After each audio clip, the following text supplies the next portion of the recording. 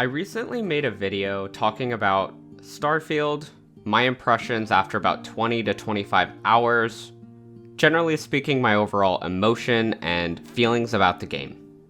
Now, with that being said, I've played for over double that time frame. I'm somewhere about 50 plus hours at this point, and my opinion of the game is somewhat similar and somewhat different, and I wanted to dive into my feelings. I'm also curious how many of you have had either similar experiences or feel completely different from me. Starting off, I want to give you my original feelings on Starfield in a nutshell. At the beginning, I was very excited. I really enjoyed trying out several of their newer systems that they've added, as compared to something like Skyrim. I didn't tie into the side quests or main story nearly as much at that point. I was primarily just exploring planets, discovering things, fighting animals, surveying planets, etc. Now, after that video was made, around that time frame, I ended up getting the itch to start doing more story content. I wanted to take a break from just making my own fun and to do what the game had actually been built for me to do, which is to investigate the stories and follow the different life paths that was actually going on within the game. While doing this, I kind of felt like I had a school crush on Starfield, where it's so new and so exciting that the small issues within the game are kind of just lost on you.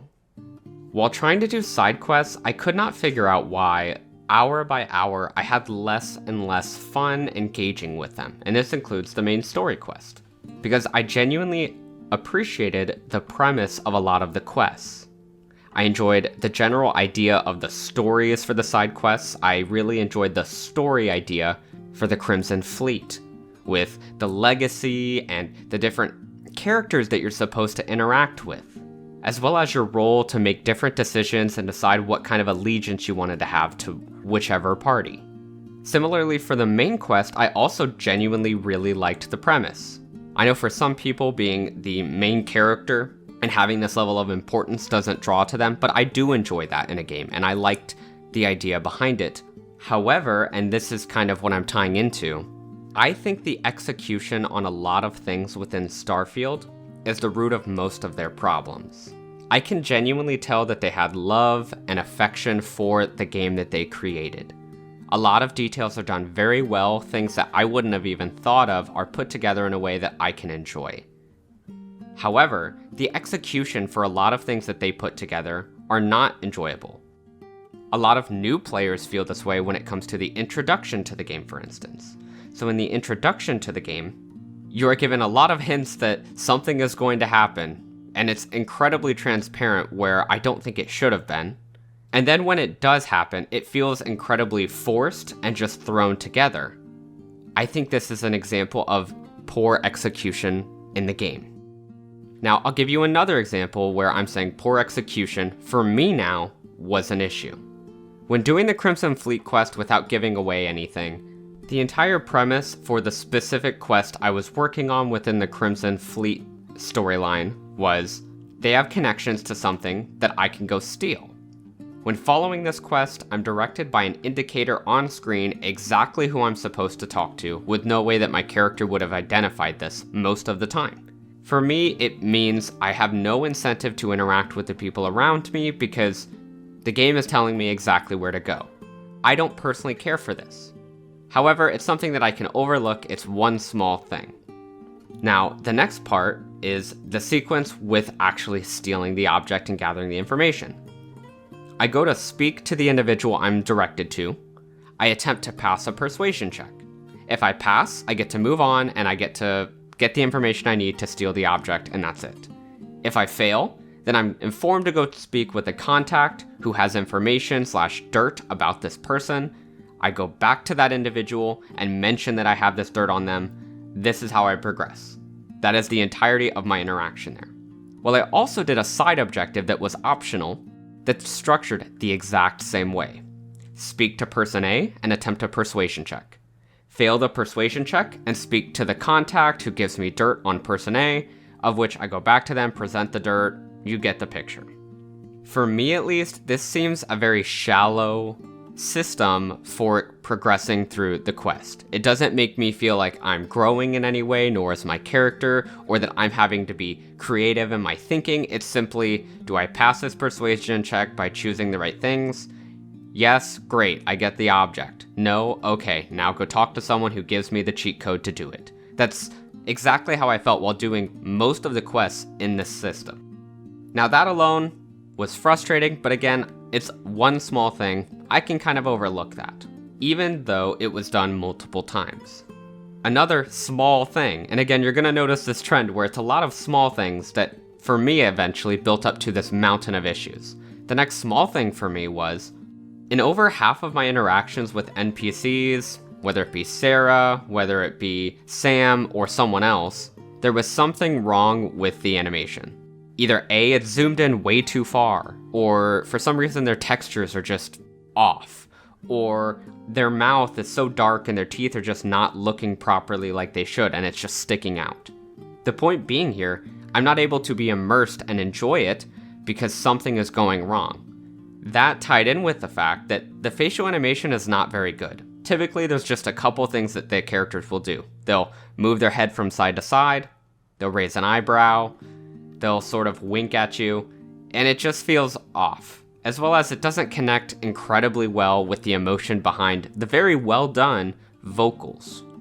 So this was also an issue for me, especially considering I'm trying to interact with the game that they put the most time and energy into, and it feels like it's very shallow in ways that I think they could have spent more time on to make more engaging. Now, I know that this could be limits to the engine that they use. However, as a consumer, I gotta be honest, I don't really care. I bought the game or bought it on Game Pass to be able to play and enjoy it. The reason why things didn't land is not on me to wrap my head around to make excuses for. I'm either enjoying it or I'm not. And the longer I did this, more, every hour by hour that I really tried to enjoy it. I ended up marrying Sarah. I actually finished the Crimson Fleet quest. There were so many little things every step of the way that pulled me out of the experience and made it so that I couldn't enjoy it. I think for me, the period of time where I really quit enjoying the game nearly as much is when I realized a lot of these issues could be solved with mods. And so you think, okay, I'm going to download some mods to fix some of these textures. I'm going to download mods to help with the fact that ammo is incredibly dissatisfying. Every time I go through an encounter, I feel like I'm burning through most of my ammo, which would be fine, except you cannot create it yourself. It's expensive to make.